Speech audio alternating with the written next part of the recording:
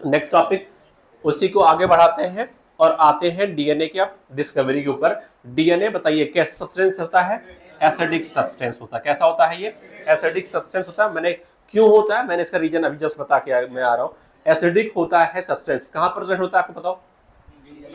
DNA कहाँ पर है? न्यूक्लियस के अंदर। न्यूक्लियस के अंदर कहाँ पर होता है? सेंटर में, न्यूक्लियस के सेंटर में, क्रोमोसोम के ऊपर।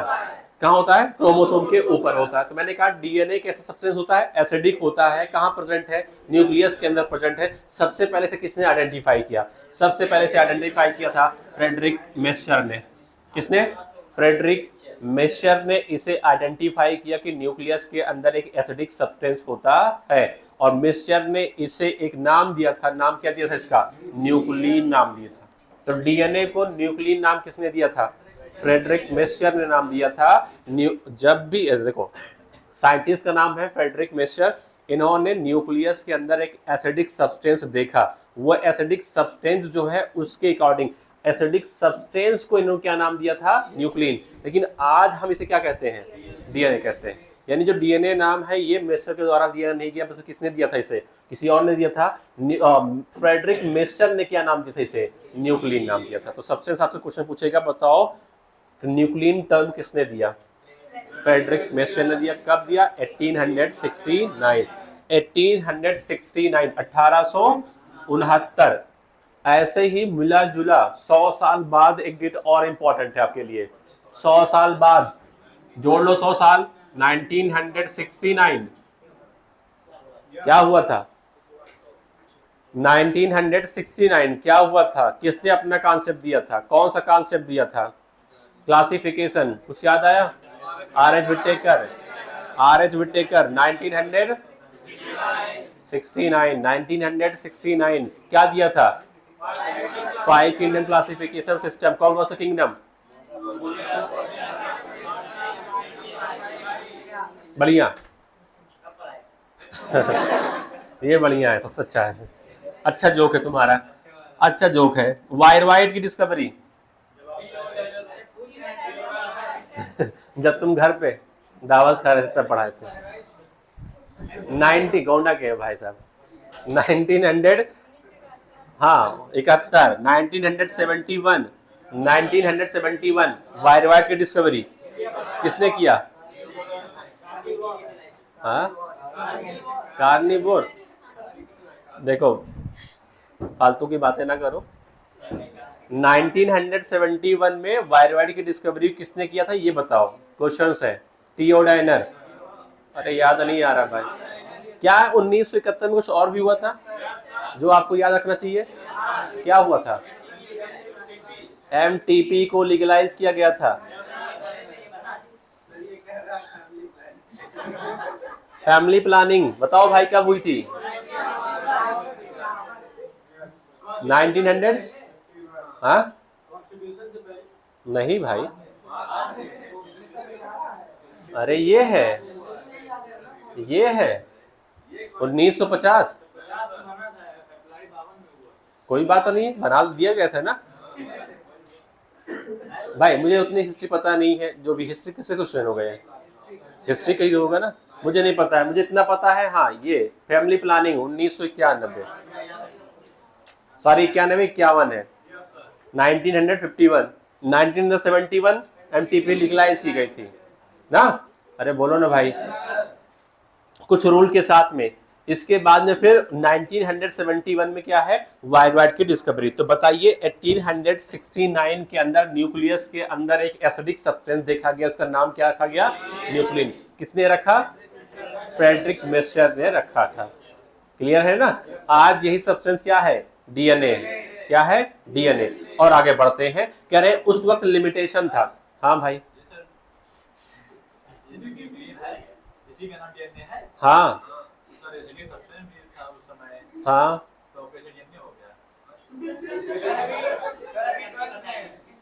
कोई बात नहीं है, कोई बात नहीं। एसिडिक सब्सटेंस तो पहले भी था, अभी भी तो है ना। नाम चेंज करने में कोई दिक्कत है? कोई दिक्कत नहीं है हमें। नाम चेंज करने में कोई दिक्कत नहीं है, आप चेंज कर सकते हो। बाद में डिस्कवरी हुई सही से भैया, और इसका पता किया गया, स्ट्रक्चर इसका कैरेक्टर पता किया गया, उसका नाम चेंज कर दिया गया, डीएनए रख दिया गया। ना, कोई बात नहीं, एक्सेप्शन नहीं है। यहाँ पे देखें, नेक्स्ट आगे बढ़ते हैं। देखो 1800, भाई ध्यान दो, 1869 क्या यही वो टाइम था लगभग जब मेंडल काम कर रहे थे? अरे 56 से 63 था, 56 से 63 था। 65 में उन्होंने पब्लिश किया था, 4 साल बताओ जोड़ दीजिए। अरे बोलिए, उस वक्त क्या उतना ज्यादा डिस्कवरी हुई थी? क्या उस वक्त उतना ज्यादा आपके क्या कहते हैं माइक्रोस्कोप डिस्कवर हुए थे? कोई इंप्रूवमेंट नहीं था ना। करें इस लिमिटेशन की वजह से मिक्सचर जो थे देख तो लिए कि न्यूक्लियस के अंदर कोई एसिडिक सब्सटेंस प्रेजेंट है, लेकिन उसे आइसोलेट नहीं कर पाए, उसे बाहर नहीं निकाल पाए थे। However due to the technical limitation, बोले तो वही बात है, माइक्रोस्कोप नहीं डेवलप हुआ था और बहुत सारे लिमिटेशन थी in isolating such a long polymer intact. बात यह है कि आपको अगर निकालना चाहते हैं तो आप सेल से निकाल लीजिए, लेकिन टूट जाएगा ना। अगर आपके पास सही चीज इंस्ट्रूमेंट नहीं है तो कोई अगर लंबा आपके पास पॉलीमर है उसे आप निकालोगे, क्या कर सकता है? टूट सकता है। ये लंबा पॉलीमर था, इसे पूरा इंटैक्ट निकालना था, मतलब पूरे लंबाई में निकालना था। ये लिमिटेशन की वजह से उसे निकाल नहीं पाए थे।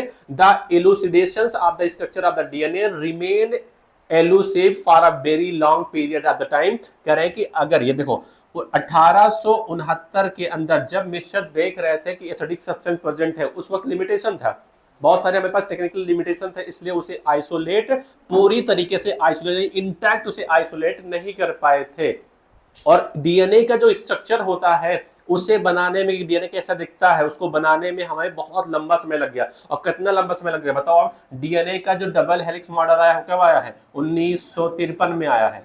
कब आया है? 1953 में आया। तो आप जोड़े ना 1869 से लेकर के लगभग 1953, लगभग अगर देखा जाए तो कितना साल? बढ़िया है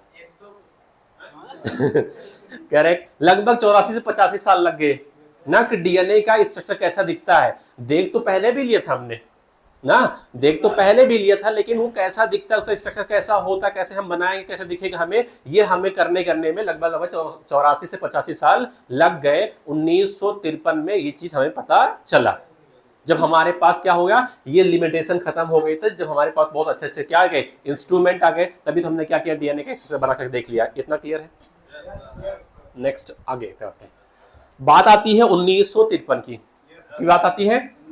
तुम्हें पता है 1953 में क्या हुआ था? अच्छा मैं बोलता हूँ तुम्हें पता है, मैं तुम्हें बताता हूँ कि बार बार तुम्हें पता है, जब पहले आप पढ़ चुके मतलब तुम्हें पता होना चाहिए ना। क्या तुम्हें पहले पढ़ा है 1953 में क्या हुआ था? कल पढ़ाए थे। कह रहे हैं कि वाटसन और क्रिक दोनों लोग मिल करके क्या दिए थे? डीएनए का डबल हेलिक्स मॉडल दिया था। ठीक है, लेकिन डीएनए डबल हेलिक्स होता है और पेयरिंग में होता है, इसे बनाने के लिए 2 रूल अप्लाई होता है। यानी कि जो वाटसन और क्रिक थे, डीएनए का डबल हेलिक्स बनाने के लिए इन्होंने 2 लोग का सहारा लिया था। 2 लोग के कॉन्सेप्ट को इन्होंने चुराया नहीं था बल्कि उससे लिया था। पहले कौन से लोग थे? पहले थे विल्किंस, दूसरे कौन थे? ये दोनों साथ साथ काम कर रहे थे। विल्किंस एंड फ्रैंकलिन ने क्या किया था? एक्सरे डिफ्रैक्शन कराया था। क्या कराया था? X ray diffraction. एक्सरे डिफ्रैक्शन से जो डाटा मिला था, उस डाटा को किसने स्टडी किया? वाटसन एंड क्रिक ने स्टडी किया। इसके साथ साथ में एक लोग और आते हैं, एक कॉन्सेप्ट लगता है बेस पेयरिंग। और ये जो बेस पेयरिंग कॉन्सेप्ट होता है, ये किसका होता है? इरविन चारगाफ का। किसका है? इरविन चारगाफ का। इस 2 कॉन्सेप्ट को मिला करके वाटसन और क्रिक ने क्या बनाया?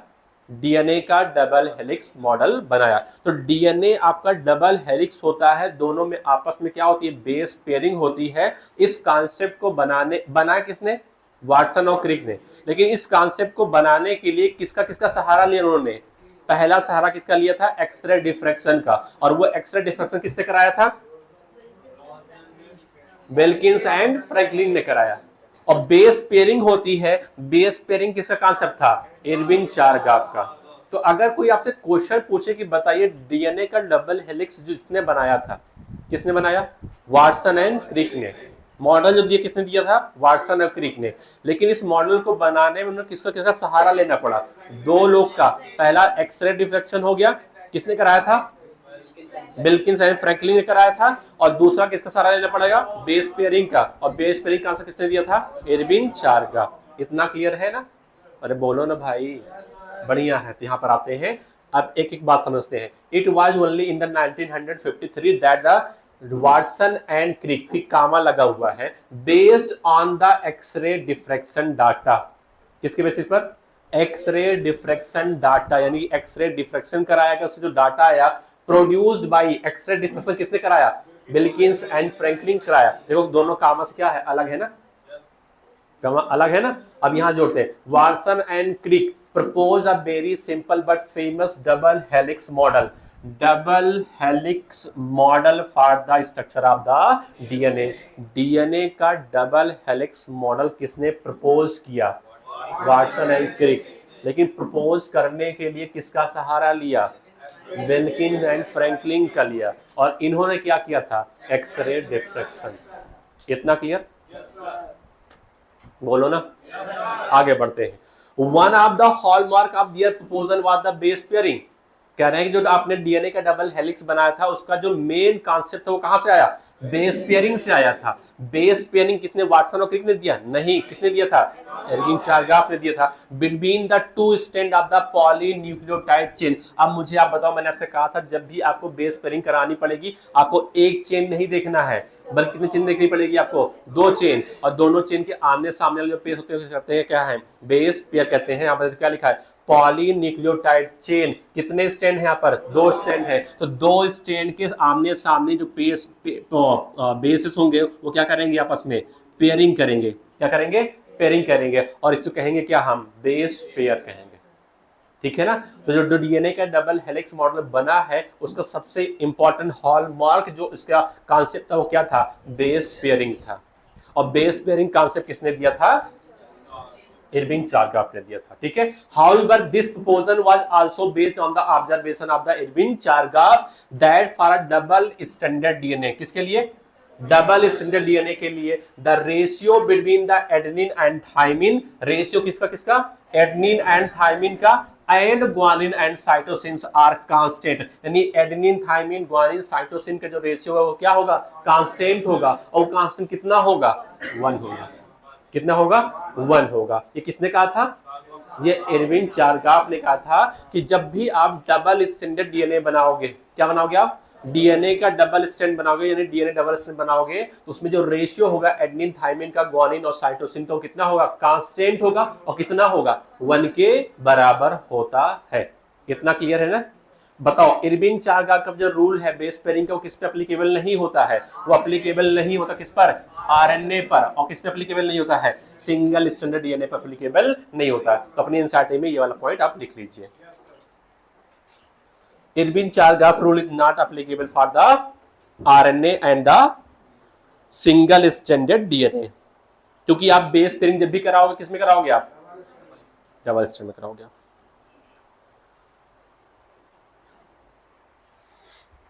अब कुछ एनसीईआरटी में उसे रख लो, मोबाइल रख लो। ठीक है।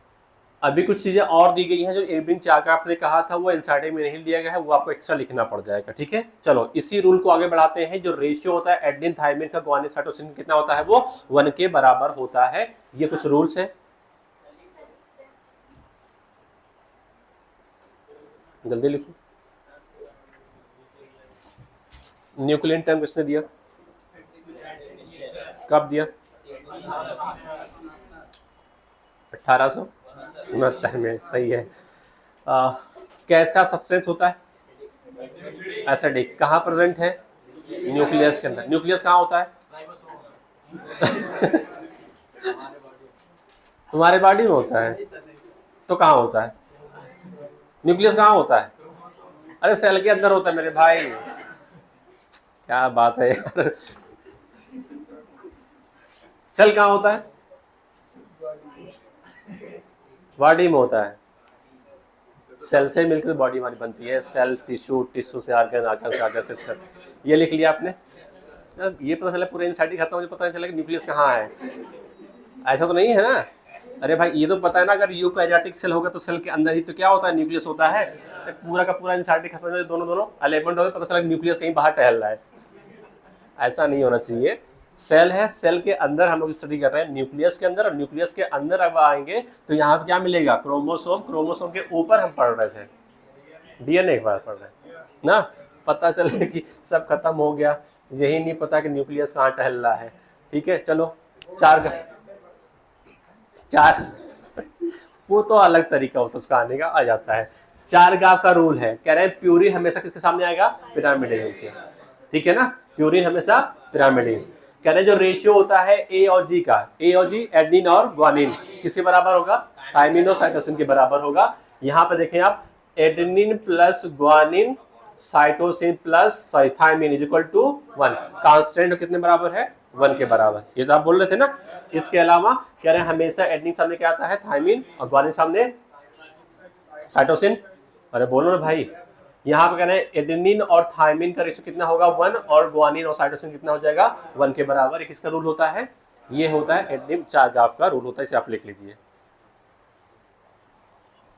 जब भी बेस पेयरिंग होगी, प्यूरिन के सामने कौन आएगा, पिरामिडिन, और पिरामिडिन सामने कौन आएगा, प्यूरिन आएगा। एडेनिन सामने थायमिन आएगा, और ग्वानिन सामने, और साइटोसिन सामने ग्वानिन, थायमिन सामने, अगर वो डीएनए है तब, डीएनए है तब, ठीक है ना, ये लिख लीजिए आप।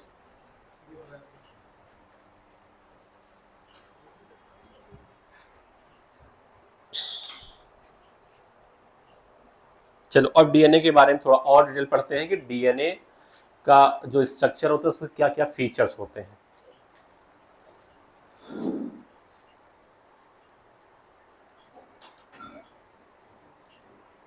लिख लिया आपने, रुके हुए, बैठा ना रहा, लिखा,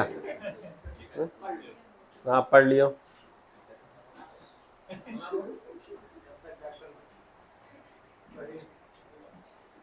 मर्जी आपकी है, कब तक पढ़ाई करनी है आपको, आप पर डिपेंड करता है। पूरी लाइफ टाइम करनी है, डॉक्टर बनते रहो, यही तो है ना भाई। नई नई बीमारी आती रही, उस समय आपको पढ़ना पड़ जाएगा, नहीं तो आपको दूसरे लोग पिछाड़ देंगे, अपडेट तो रहना पड़ेगा ना। हाँ वही हो जाएगा, फिर वैसे ही बात है, दो तीन एंटीबायोटिक्स आपकी याद रहेगी, वो रहेगा, एक दो जो कॉमन इस्तेमाल होता है वो रहेगा, बस इतना बहुत है। हाँ बहुत है, लेकिन आपको बैठने पड़ जाएगा फिर ताकि गाँव में, जहाँ पे कोई आपका कंपटीटर ना हो ना, यूट्यूब देख करोगे, अपनी अपनी मर्जी है। अगर आप यहाँ बैठे हो तो मेरे ख्याल से आप अच्छा डॉक्टर बनोगे, ना कि आप एक यूट्यूब वाला डॉक्टर बनोगे ना। ये आपको कभी ना कभी भगाया जाएगा डंडा मार करके ना। जैसे अभी जल्दी में शायद आज की न्यूज़ थी, लखनऊ में कोई हॉस्पिटल था, वहाँ पर एक डॉक्टर ऐसे मिले जिसके पास डिग्री नहीं थी, ऑपरेशन 3 पेंडिंग में थे 3 ऑपरेशन पेंडिंग में थे, 6 लोग बेड पे थे, टोटल 9 मरीज थे, और डॉक्टर साहब के पास डिग्री नहीं थी। आप समझ सकते हो आप किस लेवल का काम चल रहा है, ठीक है।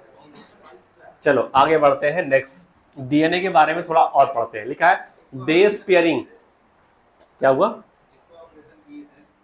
ऑपरेशन हुआ रहेगा तभी तो आए थे, 6 ऑपरेशन शायद हुआ था, 3 पेंडिंग में थे, अब पता नहीं डॉक्टर साहब भागे पड़े देखा जाएगा।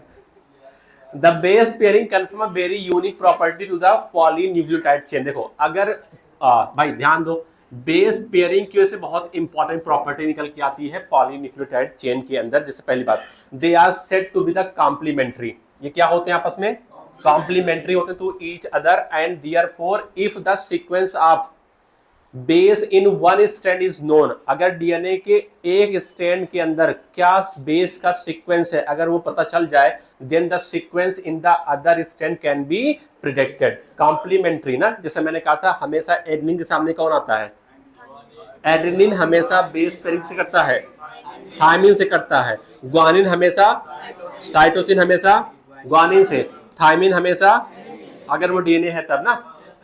अरे बोलो ना भाई, तो अगर मुझे डीएनए का एक स्ट्रैंड पता चल जाए, मैंने कहा डीएनए का ये कोई एक स्ट्रैंड है, इसके ऊपर ये सीक्वेंस दिया गया है, ये है ATGC, ये है C,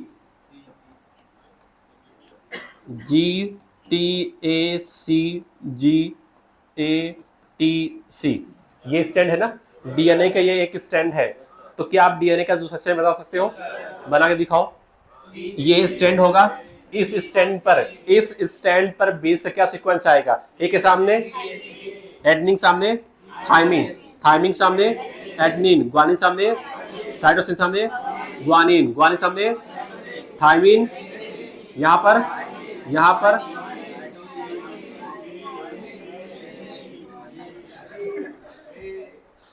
कौन सा रूल लगाया आपने, है ना, बेस पेयरिंग हो गई। अरे बोलो ना भाई। तो क्या अगर आपको डीएनए का एक स्ट्रैंड पता चल जाएगा तो क्या आप डीएनए का दूसरा स्ट्रैंड बना सकते हो, आराम से बना सकते हो, प्रेडिक्ट कर सकते हो क्या हो सकता है, किस हिसाब से, कॉम्प्लीमेंट्री होने के से। इतना क्लियर ना। तो आप एनसीईआरटी में ये अंडरलाइन करें, कॉम्प्लीमेंट्री हमेशा एंडिंग सामने कौन आएगा, थायमिन आएगा। कितने बांड होते हैं, 2 हाइड्रोजन बांड होते हैं, guanine cytosine, cytosine guanine, adenine thymine. Clear है ना। तो लिखा है they are said to be the complementary to each other, यानी जो बेस होते क्या होते हैं, एक दूसरे के कॉम्प्लीमेंट्री होते हैं। And therefore if the sequence of the bases in the one strand is known then the sequence in the other strand can be predicted. दूसरे स्ट्रैंड पर हम बेस के सीक्वेंस को आसानी से प्रेडिक्ट कर सकते हैं। अगर बनाना हो तो आप बना लीजिए। पहला ये आपके पास है, ये वन स्टैंड हो जाएगा, ये आपका क्या हो जाएगा, सेकंड स्टैंड जो आपने बनाया है। मैं कैसे लिख सकता हूँ, ये ओल्ड वाला हो गया और ये आपने जो बनाया है वो हो गया, ये वाला न्यू वाला हो गया। ठीक है ना।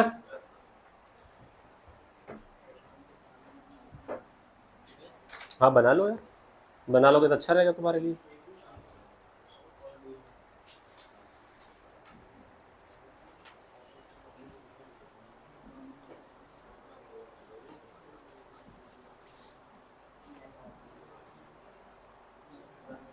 बनाइए। बन गया, कितने लोग बना रहे हैं पहले बताओ। ठीक है बनाओ।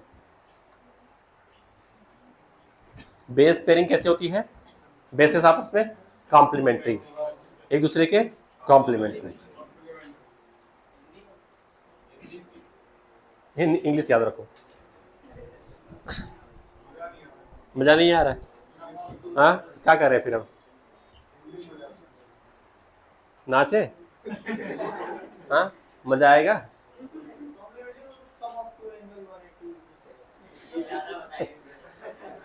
हो गया, लिख लिए, आगे बढ़ रहे हैं। नेक्स्ट आते हैं। Also if each strand from, भाई बात इधर इधर इधर देखो, इधर भैया सरफराज इधर। Also if each strand from DNA, DNA की जो एक स्टैंड है, let us call it as the parental DNA, जिसे आपने पहले लिखा था उसे क्या कह सकते हैं आप, parental. Act as the template for the synthesis of the new strand, the 2 double strand DNA कह सकते हैं, क्या है हम डाटर डीएनए कह सकते हैं। Thus produce would be identical to the parental DNA molecule. यहां पर अगर देखें जो मैंने पहले बनाया था, क्या इसे मैं पैरेंटल बोल सकता हूं, पैरेंटल है ना। ये जो बना है ये क्या होगा, डॉटर होगा। अरे बोलो ना भाई। अगर मैं पहले से आपसे कह दूं, बताओ ये मेरे पास एक डीएनए एक स्ट्रैंड, दूसरा ये, क्या डीएनए डबल स्ट्रैंड होता है, बिल्कुल होता है ना। अब मैंने कहा यहाँ पर ए है, यहाँ पर टी है, यहाँ पर जी है, यहाँ पर सी है, यहाँ पर ए है और टी है। तो मैं दूसरा स्ट्रैंड बना सकता हूँ, इसका बनाओ, इसका हो जाएगा T A C G T A. ये मेरे पास हो गया कौन सा डीएनए, ये मेरे पास हो गया डीएनए का डबल स्ट्रैंड हो गया, और ये हो गया मेरे पास पैरेंटल। कौन सा हो गया, क्या आप इसको देख करके डीएनए का एक नया स्ट्रैंड बना सकते हो आप, अरे बोलो। अगर आप डीएनए के डबल स्ट्रैंड, अभी डबल स्ट्रैंड के फॉर्म में है, जब भी आपको नया डीएनए बनाना हो क्या करना पड़ेगा, इसको दोनों को अलग करना पड़ेगा। और जब जिस डीएनए को देख करके आप नया डीएनए बनाते हो, उस पुराने डीएनए कहते हैं क्या हुआ, टेम्पलेट। जैसे मैं कहूंगा आप इसको देख करके एक स्ट्रैंड बनाओगे और इसको देख करके आप दूसरा स्ट्रैंड बनाओगे, ये तो बनाओगे ना, अरे बोलो भाई। तो जिसको देख कर आप बना रहे हो उसको कहते हैं क्या है हम, टेम्पलेट। क्या कहते हो आप इसे, टेम्पलेट कहते हो। तो अगर मैं इससे एक नया बना रहा हूं तो ये भी क्या हो जाएगा, टेम्पलेट तरह काम करेगा। और अगर मैं इसको देख करके एक नया स्ट्रैंड बना रहा हूं तो ये भी क्या हो जाएगा आपका, टेम्पलेट। क्लियर है ना। टेम्पलेट डीएनए क्या होता है, टेम्पलेट मतलब होता है सैंपल, जिसको देख करके आप नया डीएनए बनाओगे वो क्या कहलाएगा, टेम्पलेट कहलाएगा। जैसे आपने इसको देख करके ये बनाया ना, इसको देख करके आपने ये बनाया, तो ये क्या हो गया आपके पास, टेम्पलेट हो गया। ये आपका नया स्टैंड बनकर तैयार हो गया। यहाँ बताओ अगर ये डबल स्टैंड के फॉर्म में है तो यहाँ पर आप दोनों को अलग अलग करके करने के बाद में आप एक यहाँ बनाओगे और एक यहाँ बनाओगे। तो जिसको देख करके आप नया बना रहे हो वो पुराना क्या कहलाएगा, टेम्पलेट कहलाएगा। इतना क्लियर ना। तो यहाँ पर जो बताया गया आपसे,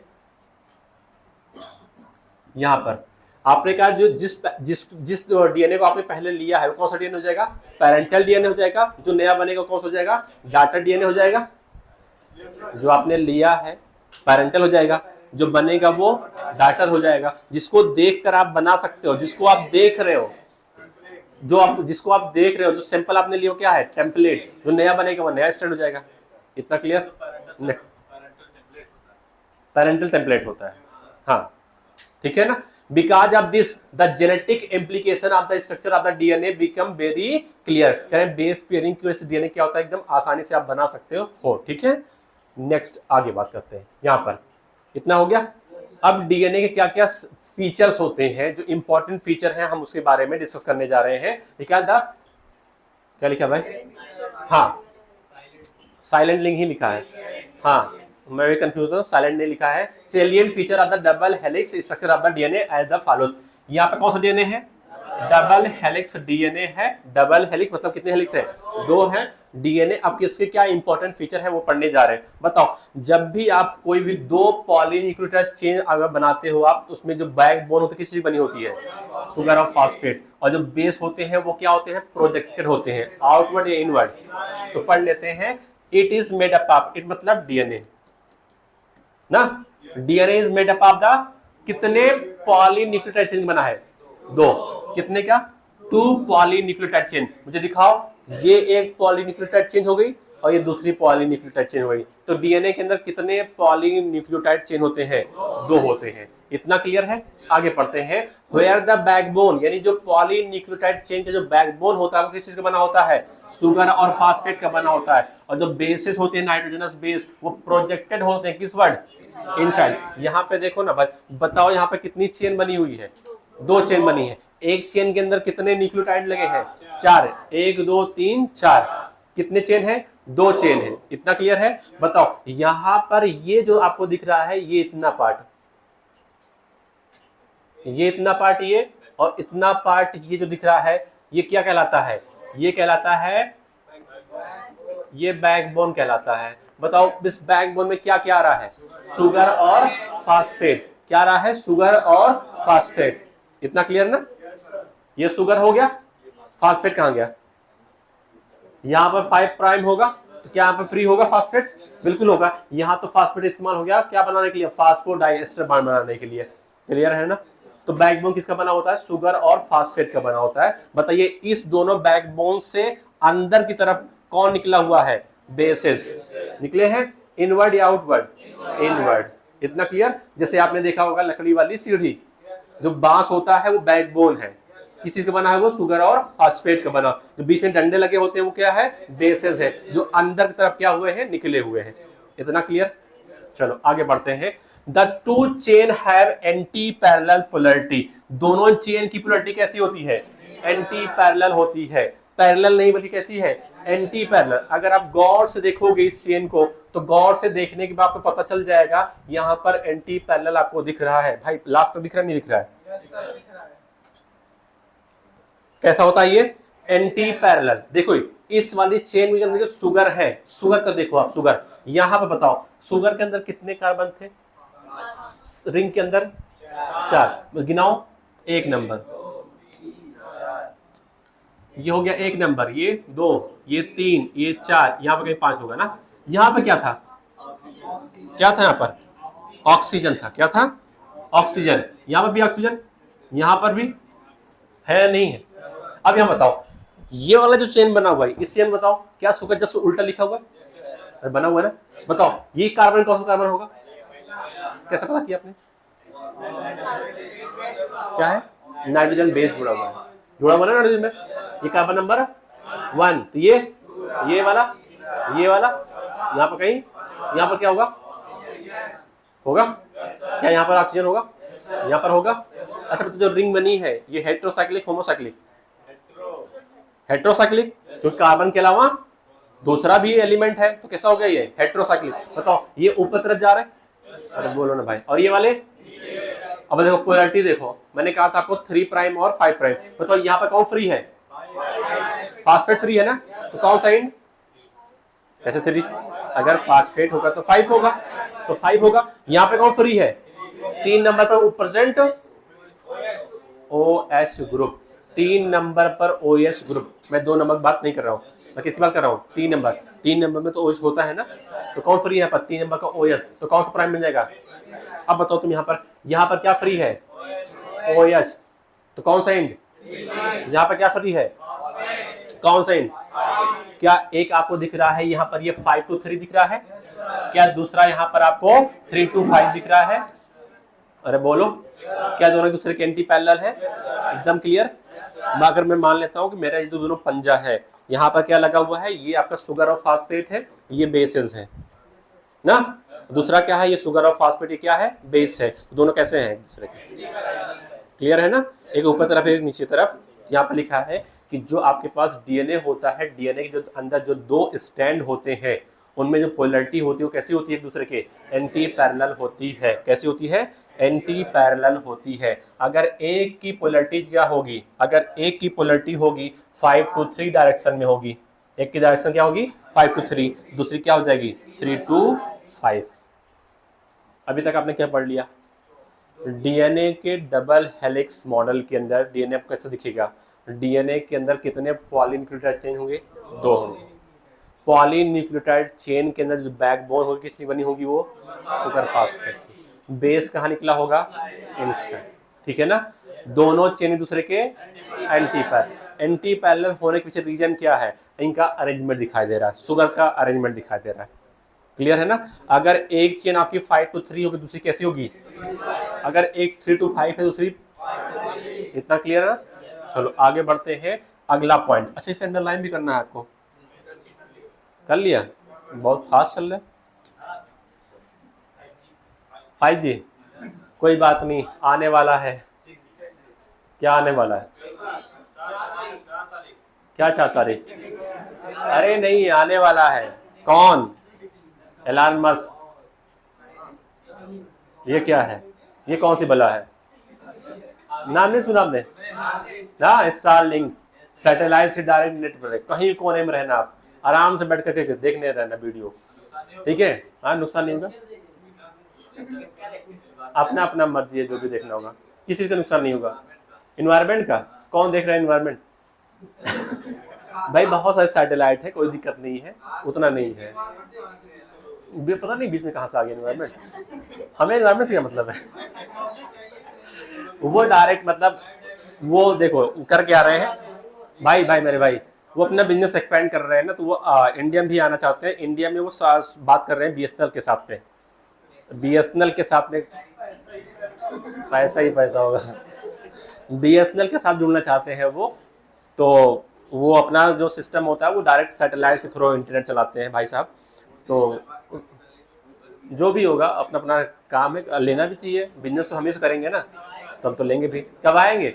जल्दी ही आने वाले हैं। पहले अमेरिका से थोड़ा सा निपट लें, तो वहाँ पर चुनाव तो हो गया है, बस राष्ट्रपति साहब अपना क्या कहते हैं उसे, शपथ ले लें, उसके बाद फिर लॉन्च होते हैं। जर्मनी का जो भी है कोई बात नहीं। दूसरी बात यार, देखो अभी 2 लोग और इंडिया आए थे। कौन? आपने यूट्यूब देखा होगा ना? यूट्यूब में सबसे ज्यादा किसके सब्सक्राइबर हैं? आए थे ना? क्या करने आए थे? बिजनेस करने आए हैं। क्या करने आए हैं? बिजनेस करने आए। क्या बेचने के लिए? चॉकलेट बेचने के लिए ना। और एक कोई और भी था, रेसलर था शायद, हाँ वो भी आया था। क्या करने के लिए? बिजनेस करने के लिए। क्या बेचने के लिए? अरे आप वो ड्रिंक बेचने के लिए। तो बात ये ना, अपना जो ये देश है ना, बहुत बड़ा स्कोप है यहाँ पर बिजनेस का। कुछ भी आप बेच सकते हो, कुछ भी बेच सकते हो, घटिया से घटिया, अच्छा से अच्छा भी।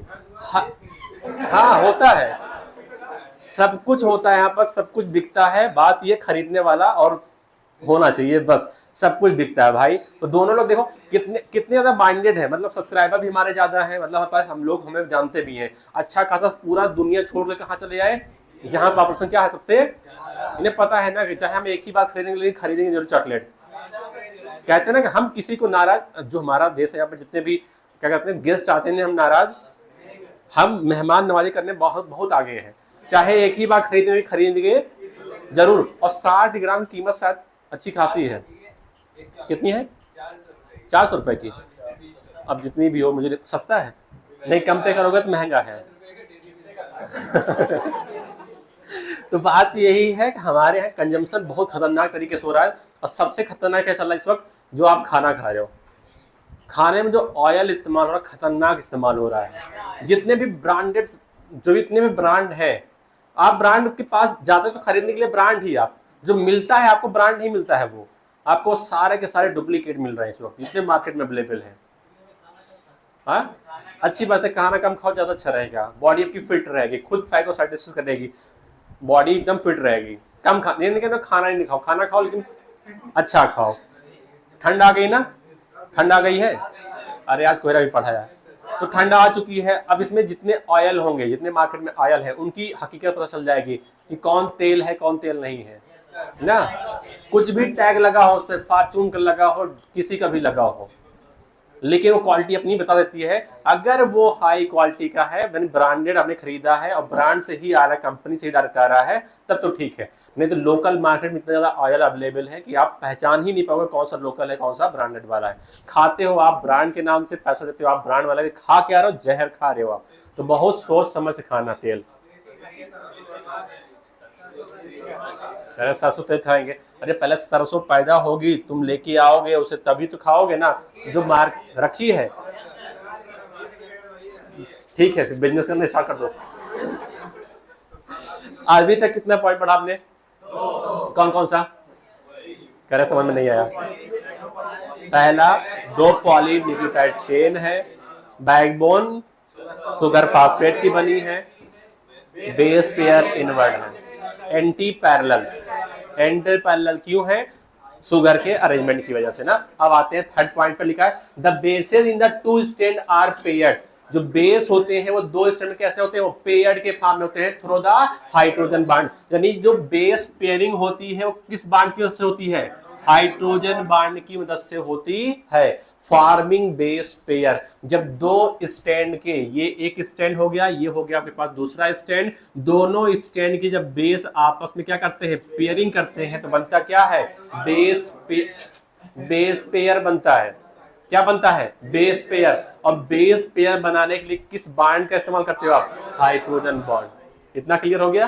तो आप अंडरलाइन कर लीजिए, यहाँ पर कौन सा बॉन्ड होता है आपके पास है? Hydrogen bond. और आपको ये भी पता है हमेशा adenine form the 2 hydrogen bonds with the thymine from the opposite strand. ऐसा तो है नहीं कि यहाँ पर थाइमिन है, यहाँ पर एडेनिन है, ये बॉन्ड बना लिया, ऐसा होगा? नहीं करें, गलत बात है। हाँ, ऐसा नहीं होना चाहिए, गलत बात है। बॉन्ड क्या हो गया? गलत हो गया। बेस पेयरिंग करने के लिए आपको अपोजिट साइड के स्ट्रैंड पे जाना पड़ेगा। यहाँ पर क्या है? एडेनिन है, यहाँ पर क्या है? थाइमिन है। कितने बॉन्ड है यहाँ पर? देखो ये डॉटेड वाला, जो डॉट वाला है, डॉट वाला 1 और 2। क्लियर ना? अभी थोड़ा सा गलती दिख रही इसमें। तो एडेनिन हमेशा जब भी बेस पेयरिंग बनाएगा किसके साथ बनाएगा? थाइमिन के साथ बनाएगा। कितने बॉन्ड? 2 बॉन्ड। अगला, similarly guanine is bonded with the cytosine with the 3 hydrogen bond. Guanine हमेशा साइटोसिन के साथ क्या करेगा? बॉन्डिंग करेगा। कितने हाइड्रोजन बॉन्ड साथ में? 3 के साथ में। इसके जैसे उल्टा बोल सकते हो, उल्टा बोलिए आप। थाइमिन हमेशा पेयरिंग बनाएगा किसके साथ में? एडेनिन के साथ में, 2 हाइड्रोजन बॉन्ड। और यहाँ पर साइटोसिन हमेशा पेयरिंग करेगा ग्वानिन के साथ में 3 हाइड्रोजन बॉन्ड के साथ में। अपोजिट स्ट्रैंड या सेम स्ट्रैंड? Opposite strand. बताओ यहाँ पर अगर देखा जाए आपके फॉर्म में, तो ये ग्वानिन है और ये क्या है? साइटोसिन। बताओ ये किस स्ट्रैंड का है? इस वाले स्ट्रैंड का है। और ये वाला इसका है नहीं? बताओ यहाँ पर कितने बॉन्ड दिख रहे हैं? 2 दिख रहे हैं। गलती थोड़ा सा है, कितना बना दो? यहाँ पर 3 बना दो, हो गया। अगला देखो, यहाँ पर थाइमिन है, एडेनिन है, कितने बॉन्ड दिख रहे हैं? यहाँ पर 2 दिखे। ये बीच वाला हटा दो, डॉट वाला देखो, डॉट वाला 1 और 2। यहाँ पे देखो एडेनिन सामने, थाइमिन लगा, कितने बॉन्ड में? 1 और 2। यहाँ पर साइटोसिन सामने, ग्वानिन है, पेयरिंग कर रहा है, कितनी बॉन्ड यहाँ पर? 3 बॉन्ड। इतना क्लियर? तो पेयरिंग हमेशा कितने, कौन से स्ट्रैंड पर होगी? अपोजिट स्ट्रैंड पर होगी। कितने स्ट्रैंड होगी? अपोजिट स्ट्रैंड पर होगी। और जब भी बेस पेयरिंग होगी कौन सा बॉन्ड बनेगा? यहाँ पर हाइड्रोजन बॉन्ड बनेगा। हाँ, नंबर क्या होगा? अलग अलग होगा। एडेनिन सामने थाइमिन आएगा 2 हाइड्रोजन बॉन्ड साथ में, ग्वानिन सामने कौन आएगा? साइटोसिन आएगा, कितने हाइड्रोजन बॉन्ड साथ में? 3 के साथ में। क्लियर? अरे बोलो। चलो नेक्स्ट पॉइंट आगे। इसका मतलब क्या है? अगर मैं कह रहा हूं एडेनिन हमेशा थाइमिन के सामने आ रहा है, ग्वानिन हमेशा साइटोसिन के सामने आ रहा है, मुझे बताओ ना यार, एडेनिन ग्वानिन क्या होता है? प्यूरिन या पिरामिडिन? क्या होता है? प्यूरिन। Thymine cytosine pyrimidine. तो जब भी बेस पेयरिंग होती है हमेशा प्यूरिन के सामने कौन आता है? ये क्लियर है ना? तो ये लाइन आप अंडरलाइन करें, हमेशा ऑलवेज प्यूरिन जो होता है वो बेस पेयरिंग करता है किसके साथ में? पिरामिडिन के साथ में। क्लियर? अब इससे एक और चीज आती है, this generate approximately uniform distance. इससे क्या पता, जब भी प्यूरिन हमेशा पिरामिडिन के सामने आएगा या पिरामिडिन हमेशा प्यूरिन के सामने आएगा तो इससे क्या बन जाएगा? यूनिफॉर्म डिस्टेंस बन जाएगी। क्या बनेगी? एक uniform distance between the two strand of the helix. देखो यार, यहां पर देखो, ये एक आपके पास स्ट्रैंड हो गया, ये हो गया आपके पास दूसरा स्ट्रैंड हो गया ना। बताओ, जितनी डिस्टेंस यहां पर है क्या उतनी ही स्ट्रैंड यहां पर है? क्या जितनी डिस्टेंस यहां पर उतनी डिस्टेंस यहां पर है? जितनी डिस्टेंस यहां पर उतनी डिस्टेंस यहां पर भी है? बोलो ना। तो क्या यहां पर जो डिस्टेंस है वो एक यूनिफॉर्म है? ये यूनिफॉर्म क्यों बना? क्योंकि हमेशा प्यूरिन सामने पिरामिडिन आता है, और पिरामिडिन सामने हमेशा। अच्छा, कभी ऐसा हो जाता, कभी अगर ऐसा हो जाए कि हमेशा प्यूरिन के सामने क्या आ जाए? प्यूरिन के सामने प्यूरिन ही बेस पेयरिंग कर ले, पॉसिबल भी नहीं है। अब दूसरी बात ये है कि प्रॉब्लम आ जाएगी, डिस्टेंस की जगह आपका अलग अलग ना। क्यों भाई? आपको पता है यहां पर अगर देखा जाए तो प्यूरिन में कितनी रिंग होती है? 2 होती हैं। अगर सामने भी क्या आ जाए प्यूरिन, कितनी रिंग आ जाएगी? टोटल मिला कितने हो गए? 4। और कभी अगर ऐसा हो जाए तो प्यूरिन सामने क्या आ जाए? पिरामिडिन आ जाए तो प्यूरिन कितनी रिंग? 2 रिंग, और पिरामिडिन में सिंगल रिंग हो जाएगी। तो बताओ अब डिस्टेंस कैसे दिखेगी आपको? यूनिफॉर्म कहां हो जाएगी? नहीं, अब देखो डिस्टेंस, अब ये हो गई और इसका यहां से यहां आई। तो होता क्या है, हमेशा प्यूरिन सामने कौन आता है? पिरामिडिन। तो देखो ना, क्या अगर मान लेते हैं प्यूरिन यहां पर है तो कितनी रिंग्स हो जाएगी?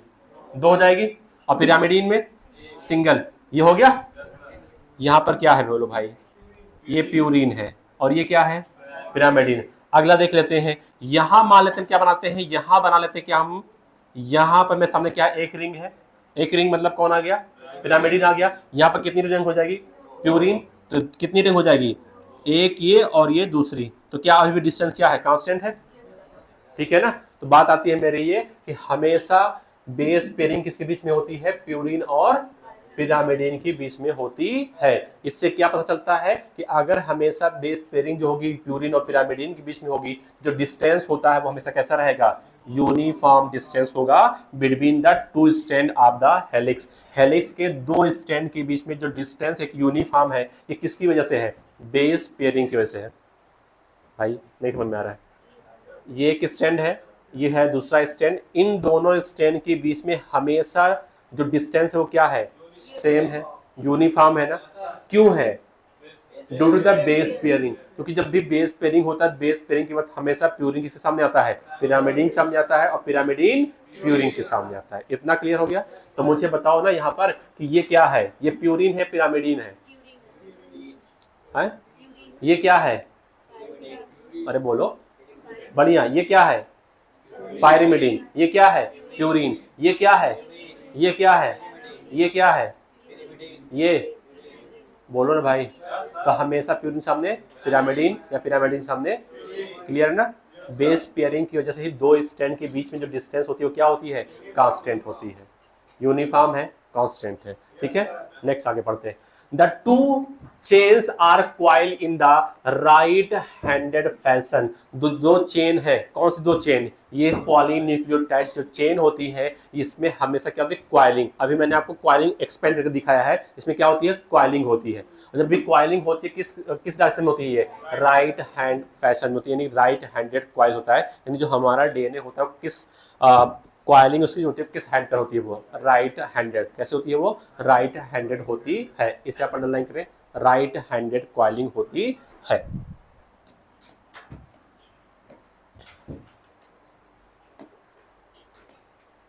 ये डीएनए दिख रहा है आपको? मतलब कितने स्ट्रैंड दिख रहे हैं यहाँ पर? 2 स्ट्रैंड दिख रहे हैं ना। क्वाइलिंग दिख रही है आपको? कैसी होती है? राइट हैंडेड होती है। ये हमारा एक्चुअल में डीएनए दिख रहा है, इसमें क्या होती है? राइट हैंडेड क्वाइलिंग दिखती है। कभी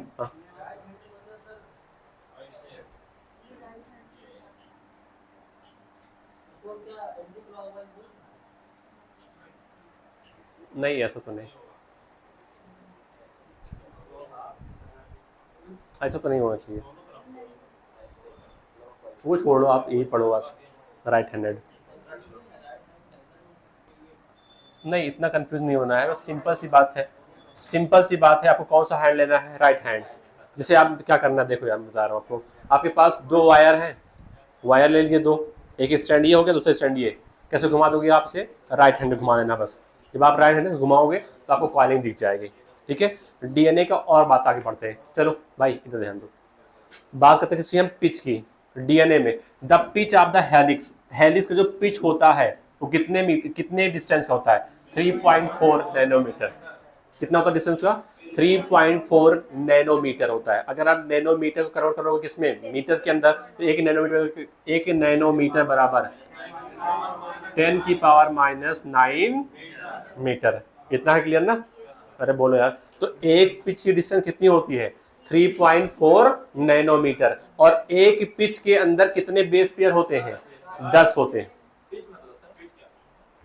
मेरे भाई रुक जाओ, बता रहे हैं कितने होते हैं? 10। अब यहां पर आते हैं,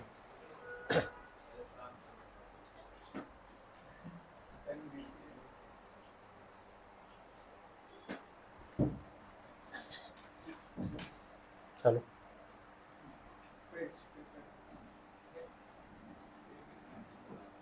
यहां से लेकर के यहां तक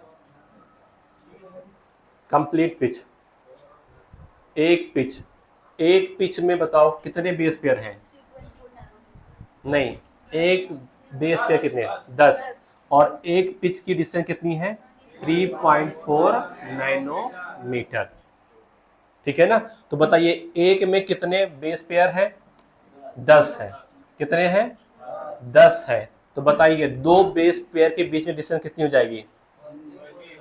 अगर मैं कह रहा हूं एक जो आपके पास पिच है, एक पिच इज इक्वल टू कितना है? 3.4 नैनोमीटर। इतना है ना? अरे बोलो। और एक पिच में कितने बेस पेयर हैं? कितने हैं? 10 बेस पेयर हैं। तो बताओ भाई एक बेस पेयर की बीच डिस्टेंस कितनी हो जाएगी? 0.34 नैनोमीटर हो जाएगा। सिंपल सी बात है, तुम्हें समझ में आया? अरे मेरे भाई अगर मान लेते हैं ये पूरा एक पिच है, ये कितना है? 3.4 नैनोमीटर का है, ठीक है ना? यहाँ पर कितने बेस पेयर हैं? मान लेते 10 है, बोलो। तो इस बेस पेयर से इस बेस पेयर की बीच की डिस्टेंस कितनी हो जाएगी? 0.34 नैनोमीटर। कितनी हो जाएगी? ठीक है ना? अरे समझो यार, नहीं समझ में आ रहा है? नहीं आया कोई बात नहीं है, झाड़ू उठाओ, सफाई करना स्टार्ट करो। बताओ ये एक बेस पेयर ये है, दूसरा बेस पेयर ये है ना? इन दोनों बेस पेयर की बीच में डिस्टेंस कितनी है? 0.34 नैनोमीटर। क्लियर ना? अरे बोलो, हो गया? अब एक पिच में कितने हैं बेस पेयर? 10 है। तो यहां पर देखो 0.34 मल्टीप्लाई बाई 10 कितना आ जाएगा? 3.4 नैनोमीटर। ये क्या आ गया? एक पिच आ गया।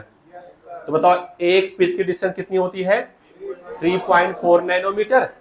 बोलो ना भाई। और एक पिच में कितने बेस पेयर हैं? 10 है। तो बताओ दो बेस पेयर के बीच की डिस्टेंस कितनी हो जाएगी? 0.34 नैनोमीटर। समझ गए ना? इन्होंने क्या बताया है? पहले इन्होंने पिच बताया है, कि बताया ये है कि बताओ एक पिच में कितने बेस पेयर हैं, ये बता दिया। फिर दो बेस पेयर बीच में डिस्टेंस कितना है, ये बता दिया। मैं बता रहा हूं आपसे, यहाँ पे देखो दो बेस पेयर के बीच डिस्टेंस कितनी है? 0.34 नैनोमीटर। ये तो है ना? बताओ एक पिच में कितने बेस पेयर हैं? 10 है। मल्टीप्लाई करो कितना आ जाएगा? 3.4 नैनोमीटर। ये क्या आ गया? ये आ गया एक पिच। क्या आ गया? एक पिच की डिस्टेंस आ गई। क्लियर है ना? तो बताइए एक पिच कितना लंबा होता है? 3.4 नैनोमीटर का। एक पिच में कितने बेस पेयर हैं? 10 है। तो बताओ दो बेस पेयर के बीच की दूरी कितनी हो जाएगी? 3.4 नैनोमीटर। क्लियर?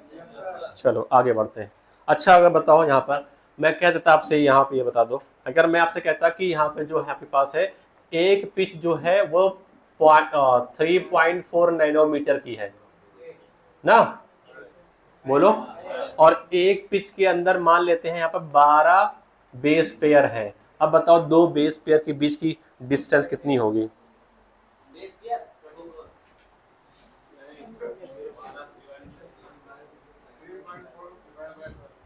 हाँ बढ़िया है भाई, ये तो आएगा ना, आ जाएगा। अब बताओ कितना आगे डिस्टेंस।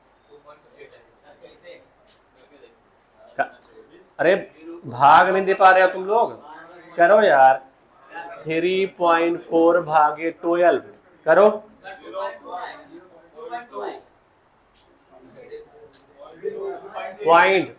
12 दूना 24, 12 तेई 36, 36 है नहीं है ना, कितना हो जाएगा 12 दूना 24,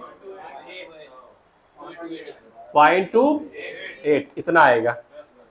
पहले कितना था, पहले था एक पिच इज इक्वल टू था 3.4 नैनोमीटर, ये था ना। और एक पिच में कितने बेस पेयर थे, 10 बेस पेयर थे पहले वाले में। तो बताओ दो बेस पेयर बीच डिस्टेंस कितनी आ रही थी, 0.34 नैनोमीटर, ये तो आ रही थी। बेस पेयर बढ़ गए हैं तो डिस्टेंस क्या हो जाएगी, कम हो जाएगी। बोलो ना भाई, क्योंकि पिच का नंबर क्या है, पिच तो सेम है ना, पिच क्या है, सेम है। अगर एक पिच से मान लो मैंने कहा कि आपको सीढ़ी बनानी है लकड़ी वाली, देखा कभी आपने? मैं कह रहा हूं कि उसमें आप ये करिए, मेरे पास जो बांस है वो 5 मीटर का है। कितने मीटर का है, 5 मीटर का है। और इस 5 मीटर के अंदर आपके पास 10 डंडे लगाने हैं। कितने लगाने हैं, 5 मीटर का है, 10 डंडे लगाने हैं। बताओ दो डंडे के बीच की दूरी कितनी हो जाएगी, 2.5।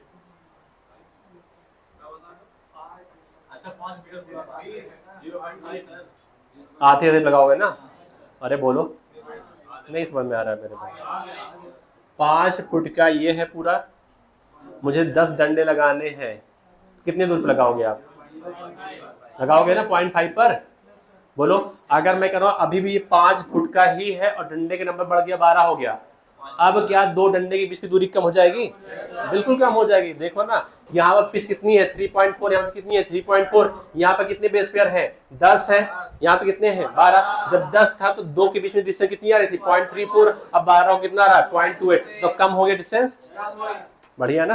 अरे बोलो ना भाई, एकदम क्लियर है। अब बताइए ये आपके पास है दूसरा स्टैंड, यहाँ पर आते हैं, बताइए कितने स्टैंड दिख रहे हैं आपके पास, कितने स्टैंड दिख रहे हैं, 2 स्टैंड दिख रहे हैं। ये एक स्टैंड ये वाला है, दूसरा स्टैंड है ना। पोलैरिटी बताओ, इसकी पोलैरिटी क्या है, करें 5 से 3, ये 5 to, इसकी बताओ 3 to है, parallel anti parallel, anti parallel. बताओ बैकबोन किस चीज का बना हुआ है, शुगर फास्फेट, किसका बना हुआ है, शुगर फास्फेट। बताओ बेसिस कहाँ है, इनवर्ड आउटवर्ड, इनवर्ड है। पेयरिंग की बात करते हैं, बताओ कौन किसकी पेयरिंग कर रहा है, ये बताओ क्या है, प्यूरिन। ये क्या है ये क्या है, ये कौन कर रहा है, प्यूरिन है, ये सही बता रहा है। अरे प्यूरिन ही तो है। ये क्या है, ये क्या है, ये क्या है, अरे है क्या, हमेशा प्यूरिन सामने पिरामिडिन आ रहा है, क्या हमेशा पिरामिडिन सामने प्यूरिन आ रहा है, बेस पेयरिंग हो गई। तभी तो डिस्टेंस क्या है दोनों की, जितनी डिस्टेंस यहाँ पर है उतनी डिस्टेंस यहाँ है, यहाँ पर भी है, उतनी डिस्टेंस कहाँ पर है, यहाँ पर है। क्या डिस्टेंस यूनिफॉर्म है, अरे बोलो। अगर मैं इसको मोड़ दूंगा तो राइट हैंडेड रास्ते में मोड़ूंगा। पिच कितना होता है 3.4, एक पिच में कितने बेस पेयर 10, तो दो के बीच डिस्टेंस 0.34 नैनोमीटर। ये जो मैं आपको बता रहा हूँ डाटा, ये आपके पास बी डीएनए का है। तो डीएनए भी अलग अलग टाइप का होता है, जो मैं बता रहा हूँ आपको कौन सा है, वो बी डीएनए। इतना क्लियर हो गया। अच्छा कभी आपने घुमावदार सीढ़ी देखी है, घुमावदार सीढ़ी ऐसे देखा होगा ना, लोहे वाले लोग बनाते हैं। अच्छा जब घुमाव होती है तो उसमें बीच में एक्सिस होता है, उसी के आस-पास तो लगी होती सीढ़ी ना। अरे बोलो ना भाई, जब आप एक स्टेप आगे चढ़ते हो तो क्या एक सीढ़ी दूसरी सीढ़ी कुछ एंगल पे घूमी हुई होती है, देखा होगा गौर से देखोगे तो एक सीढ़ी का एक एंड जो तो पतला होता है, दूसरा क्या होता है उसका चौड़ा होता है। हाँ वही नैरो मेरे भाई, नैरो होता है। ये एक्सेस हो गया, वो इधर देखो ये एक्सेस हो गया। जब भी आप अगला स्टेप लगाओगे तो कुछ एंगल पे लगाओगे ना, ये एक स्टेप ये हो गया, अगला स्टेप क्या होगा, इसके एंगल पे होगा, अगला क्या होगा, अगला होगा। तभी तो जहां से आप चढ़ते हो उसी एक्सिस पे आप उतरते भी हो। अच्छा तो होता नहीं, आप सीढ़ी पर यहाँ पे चढ़ते हो, कहीं यहाँ उतरते हो ना। अगर आप चढ़ने के बाद सीढ़ी नीचे देखोगे, जहां पर आप खड़े उस जस्ट नीचे से आपने चढ़ना स्टार्ट किया था, क्योंकि वो क्या करता है, बार बार सीढ़ी क्या करती है, घूमती है, और वो एक पर्टिकुलर एंगल पर घूमती है ना। तो ये आपके पास फिगर हो गया। यहाँ पर कितने चेन बने हुए पॉलीन्यूक्लियोटाइड चेन के, 2 बने हुए। ठीक है, अगला पढ़ते हैं नेक्स्ट टॉपिक। नेक्स्ट क्या लिखा है, the plane of one base pair, जो एक बेस पेयर का प्लेन होता है वो stock to the other in the double helix, यानी एक पेयर दूसरे पेयर के ऊपर स्टॉक होता है। ठीक है, एक पेयर दूसरे के ऊपर क्या होता है, ऊपर ही क्या होता है, स्टॉक होता है, दूसरे के ऊपर होता है। Next, this in addition to the hydrogen bond confirm the stability of the helical structure of the DNA. कह रहे हैं देखो यार, डीएनए का हेलिकल स्ट्रक्चर क्या है, स्टेबल है। पहला स्टेबल देंगे कौन सा बॉन्ड आ गया, हाइड्रोजन बॉन्ड।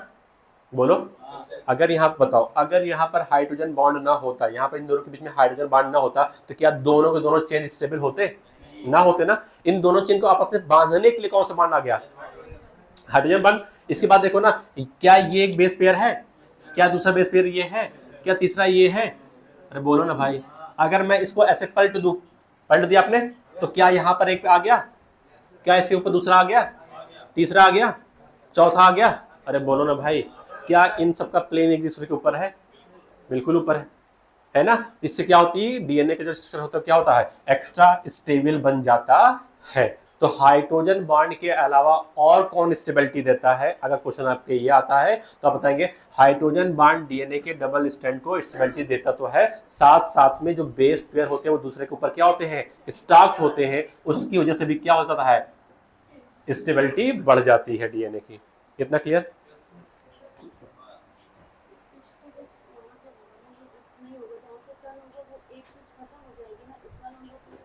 क्या ये इतना, नहीं नहीं 360 पूरा घूमेगा। कभी आपने ये देखा था, ग्राफ देखा है ये, तो ये अलग देखो, मैंने यहाँ जो चूज किया था भाई, बात ना करो, मैंने यहाँ से यहाँ चूज किया था ना, आप यहाँ छोड़िए, आप यहाँ से स्टार्ट करिए और यहाँ पर आइए। कहाँ पर आप समझ रहे, ये और ये क्या होगा, 2 पिच हो गई। नहीं भाई, जब भी आप जब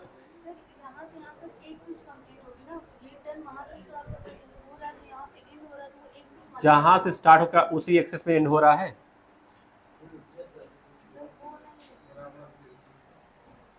क्या कह रहे हैं आप बताइए। देखिए मैं बता रहा हूँ आपको, जब भी आप सुनो भाई, जब भी आप ग्राफ बनाते हो, जहां से आप स्टार्ट करते हो क्या उसी पर आप एंड करते हो। कि ये जब आप ये वेव में पढ़ते हो ना, आप इसे वेव में, क्या ये कंप्लीट एक वेव है, एक पॉजिटिव वाली एक नेगेटिव वाली। तो जहां से आपने स्टार्ट किया था क्या वहीं पर खत्म हुई, ये एक मानते हो ना आप। वही चीज सेम यहाँ पर एप्लीकेबल होता है। अगर अब मैं यहाँ से स्टार्ट कर रहा हूँ तो मैं इसे यहाँ पे खत्म करूंगा। अगर मैं यहाँ इसे यहाँ स्टार्ट कर रहा हूँ इस एंड से, तो मैं इसे खत्म भी कहाँ करूंगा, यहाँ पे करूंगा। अब इसमें देखें, आप इसमें देखें, ये एक आपका जहां से स्टार्टिंग हुआ है वैसे क्या हुआ है, ये एंड भी तो हुआ है। अरे बोलो ना भाई।